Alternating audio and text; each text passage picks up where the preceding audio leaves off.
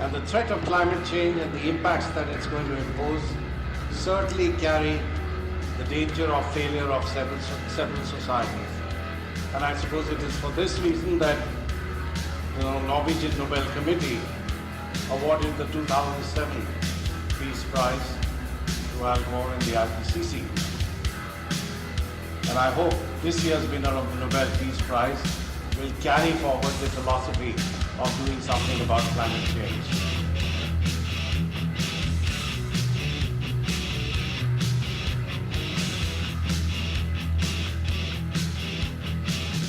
Al Gore is supposed to be the first carbon billionaire in the world, and even the chairman of the IPCC, Rajendra Pachauri, is supposed to receive hundreds of millions out of carbon trade. Can you explain how such a thing happened?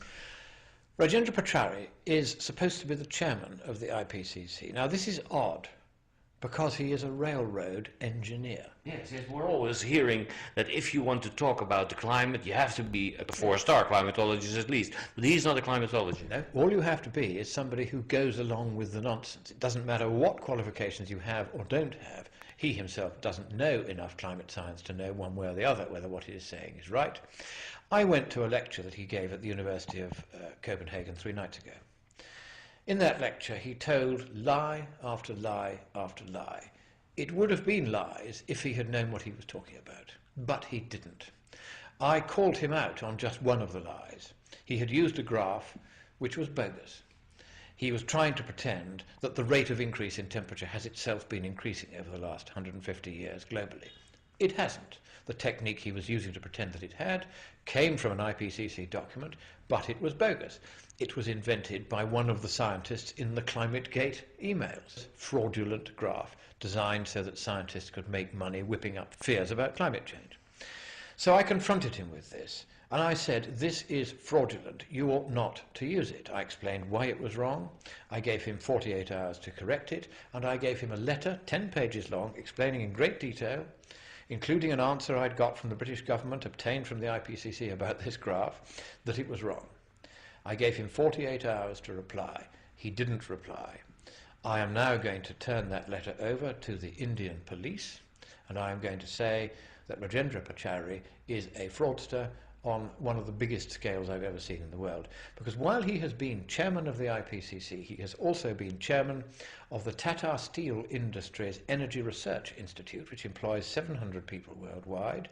One of its subsidiaries, Tata Biotech, is currently bidding for a contract to clean up the oil fields of Kuwait after Saddam Hussein set them on fire. And that contract is being awarded, guess who by? By the UN, of which Pachauri is a senior official. Mm-hmm.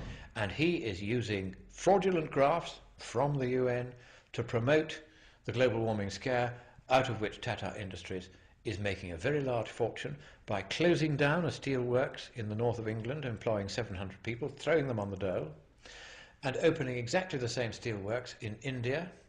It gains money from the British government for reducing Britain's carbon footprint. It gets more money from the Indian government for producing steel more efficiently than it was produced in India before. And it gets money from the UN, where Pachauri is chairman of the climate panel, under the Clean Development Mechanism, and our workers in Britain lose their jobs. That is financial fraud on a monstrous scale when this man uses a graph which I told him was wrong. I gave him 48 hours to come back to me.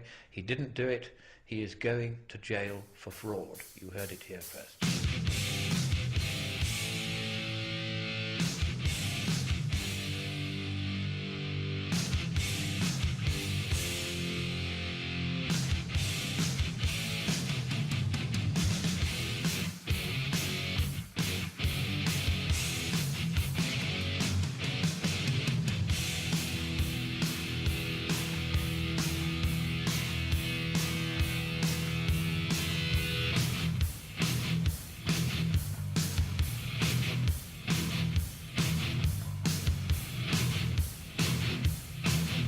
It's all over the news now that Al Gore has made hundreds of millions and is set to make billions, and that George Soros is set to make hundreds of billions off carbon trading he controls. It's in the news now that Obama owns part of the Chicago Mercantile Exchange that's selling these carbon credits, and that Maurice Strong, who's now had to run from to China from the U.S. because he is in danger of being indicted for the UN oil for food scandal. I mean, it's really coming out that these guys are a gaggle of crooks. The problem is they're still in control of the Western nations. They're still in control of the United Nations. They've still, through IMF and World Bank loans from U.S. taxpayer money predominantly, bought off the third world leaders to expose this fraudulent agenda for what it is. A plan by a group of industrialists and bankers to scare the world population into relinquishing their rights and turning it over to an unelected IMF World Bank government that taxes the West, then takes that money and loans it back to third world and first world nations, and then makes those nations agree to a list of demands to destroy their industrial capacity, which will result in a death sentence. 15 million people starve to death a year in the third world. Over 100 million people are right on the verge of starvation at any one time, and so it's very easy to tip them into mass starvation and death. Just the ethanol production in the U.S. and in Brazil and a few other countries, taking a third of our grain production out and putting it in for ethanol, caused an additional 10 million people to starve to death in 2008. Those are conservative numbers. So think of the scale of mass murder and genocide that we're dealing with here.